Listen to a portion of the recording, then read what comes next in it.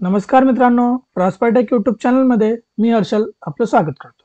मित्रांनो, आपण आजच्या या व्हिडिओमध्ये टॅली प्राईममध्ये उधारीवर खरेदी व उधारीवर विक्री जर आपल्याला करायची असेल तर त्या एंट्री कशा पास केल्या जातात ते आपल्याला आज या व्हिडिओमध्ये शिकायचं आहे. मागच्या व्हिडिओमध्ये आपण काय बघितलं की रोखीने खरेदी व रोखीने विक्री कशी केली जाते. त्याचाच पुढे आपण आज बघणार आहोत की उधारीने खरेदी व उधारीने विक्री कशी केली जाते. चला तर मग व्हिडिओला सुरुवात करूया. Access denied.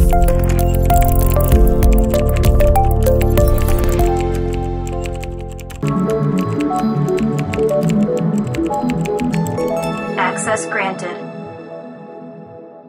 सगळ्यात आधी आपल्याला उधारीने खरेदी करायची किंवा उधारीने विक्री करायची तर ज्या व्यक्तीकडनं आपण खरेदी करतोय किंवा ज्या व्यक्तीला आपण विकतोय त्यांचे आपल्याला लेजर क्रिएट करावे लागतील.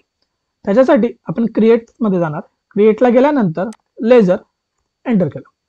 आता इथं आल्यानंतर आपण ज्या व्यक्तीकडनं खरेदी करतोय त्या व्यक्तीचं नाव आपण इथे घेणार. समजा आपण खरेदी करतोय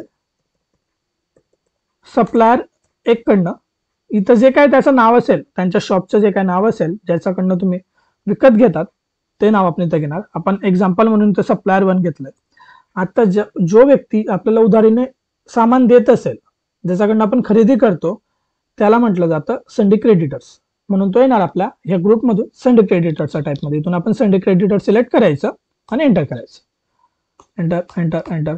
त्या व्यक्तीचा जो काय ऍड्रेस असेल तो आपण इथं एंटर करू शकता. समजा आपण इथं टाकला शहादा नंदुरबार. ओके, आणि याला सेव्ह केलं. हा झाला आपला क्रेडिटर. मग ज्या व्यक्तीला आपण उधार विकणार असेल त्या व्यक्तीचं नाव इथं घ्यायचं. समजा आपण इथं घेतलं कस्टमर 1.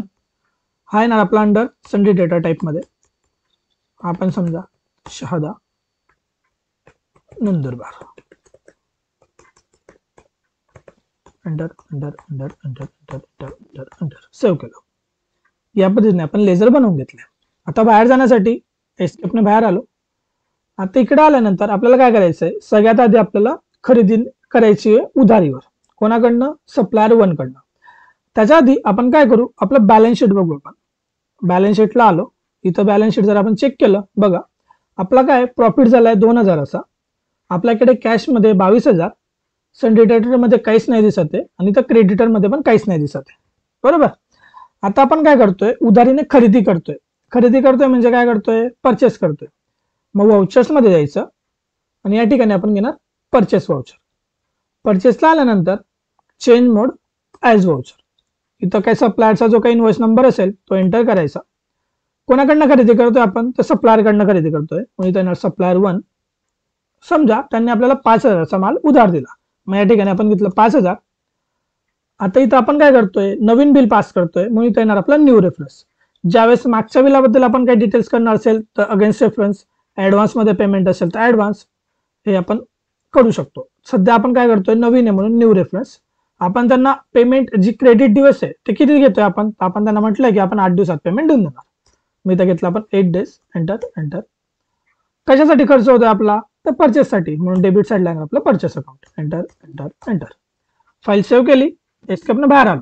बाहेर आल्यानंतर परत बॅलन्स शीट जर बघितलं, हे बघा या ठिकाणी बघा आता लॅबिलिटीज मध्ये आपल्याला संडे क्रेडिटर्स मध्ये 5,000 दिसतात, 5,000 दिसतात. इथं जर आपण एंटर केलं तर इथं दिसेल सप्लायर 1 कडला आपल्याला 5,000 द्यायचे. तर इकडे बघितलं बघा कॅश काय इफेक्ट झाला का, कॅशवर काहीच नाही, जसं तसं आहे. का बरं, तर आपण जो सामान आणलाय तो आपण घेतलाय उधारीवर, क्रेडिटवर, म्हणून इथं आपलं कॅशला काहीच इफेक्ट नाही झालाय. आपला प्रॉफिट किती होता, आपण एंट्री पास करण्या अगोदर बघितलं तेव्हा, तर 2,000. आता काय दिसतोय, 3,000. 3,000 कसा दिसतोय, लॉस मध्ये दिसतोय. जर आपण इथं एंटर केलं तर बघा आपल्याला इथं पूर्ण डिटेल कळेल की आपण आतापर्यंत 10,000चा परचेस केलंय, त्याच्यातनं 7,000चा सेल केलंय. म्हणजे हा 3,000 जो आहे तो आपला ग्रॉस लॉस दिसतोय, नेट लॉस दिसतोय. ओके, दोघं सेमच दिसतात. आता आपल्याला काय करायचं आहे, जो आपण 5,000चा खरेदी केला त्याला आपल्याला विक्री करायचं आहे. ओके, मग त्यासाठी आपण जाणार वाउचर्स मध्ये. विक्री कसं करतोय आपण, तर उधारीवरच करायचं आहे आपल्याला. मग त्यासाठी आपण सेल्स मध्ये जाणार. इथं गेल्यानंतर चेंज मोड ॲज वाउचर. कोणाला विकतोय आपण, कस्टमरला विकतोय का कॅश मध्ये विकतोय, तर नाही आपण उधारीवर विकतोय. तर जो काय आपला कस्टमर असेल त्याच्या नावाने आपण लेजर इथं क्रिएट करू शकतो. आपण इथं कस्टमर 1 लिहिलंय, याला एंटर केलं.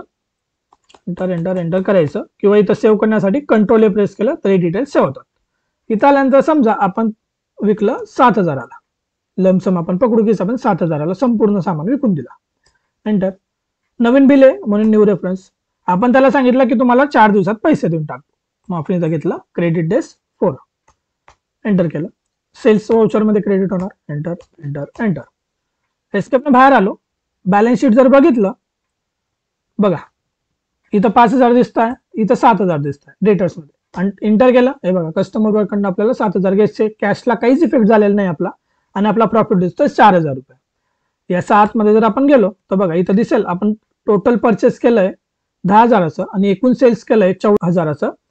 त्याच्यामुळे आपला ग्रॉस प्रॉफिट जो आहे तो आला आहे 4,000 रुपये. ओके, एस्केपने बाहेर आलो. ही झाली आपली बॅलन्स शीट. या प्रकारे आपली बॅलन्स शीट दिसते.